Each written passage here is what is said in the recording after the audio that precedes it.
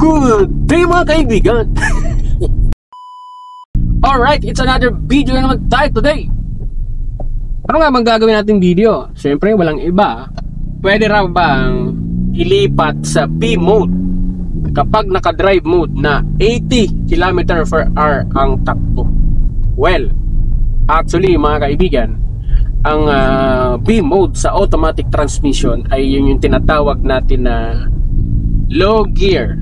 Yan yung pinakamabagal na gear. Kaya kapag nandun po kayo sa drive mode at tumatakbo kayo ng 80 km/h, so makakaranas po kayo ng engine braking yan. So, although pwede naman, pwede, kaya lang makakaranas po kayo ng engine braking.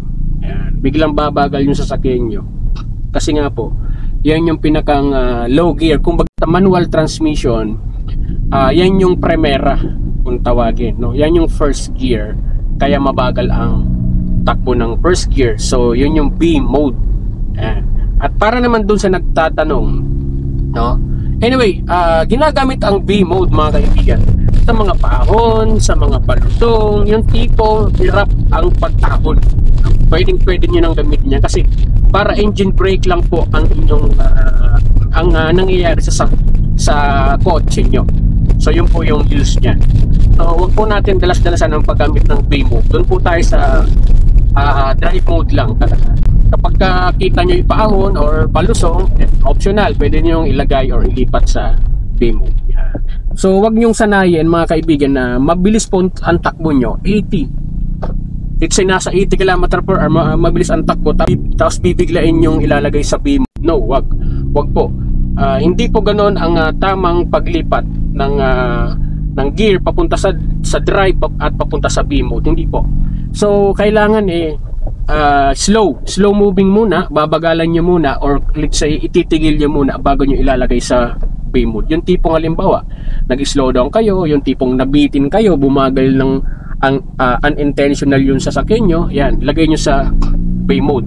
Hindi yung mabilis yung speed nyo tapos ilalagay nyo kaagad sa B. No, hindi po ganun yung tamang pag-execute.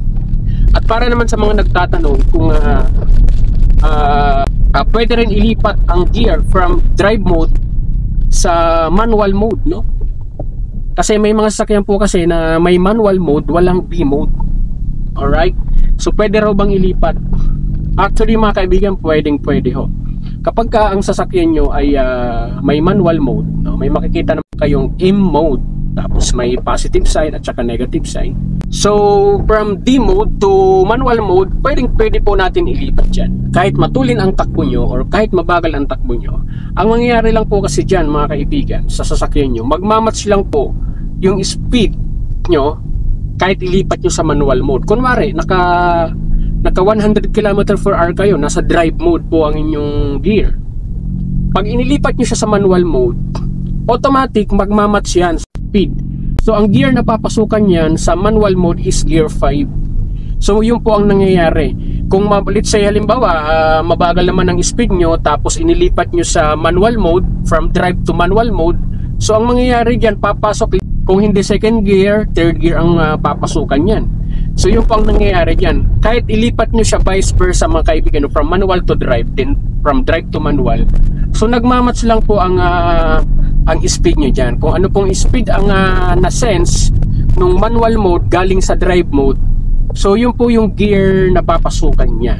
Yan. Wala pong mangyayaring engine brake dyan unless kung naka-manual mode kayo tapos nagbawas kayo ng gear papunta sa negative or sa pagbabawas ng gear, no? So yan, makakaranas kayo ng engine brake. Pero kung galing kayo ng drive mode, ililipat nyo ng manual mode, so magmamatch lang yan kung anong speed nyo. Galing sa drive mode, magmamatch lang yan sa inyong manual mode. So, kagaya na sinabi ko mga kaibigan, halimbawa nasa 100 km/h ang takbo nyo, nasa drive mode, no? 100 km/h. Nung inilipat nyo sa manual mode, ang speed nyo pa rin dyan is 100 km/h pa din. But the gear na pinasukan yan sa manual mode is either 5th gear or 6th gear or 7th gear. So yun po yung papasukan na gear nyan, depende po nga po sa speed. So yun po ang mangyayari sa ating mga kotse sa automatic transmission. So lang mga kaibigan, hopefully nakatulong po sa inyo ang video na ito. Bye bye!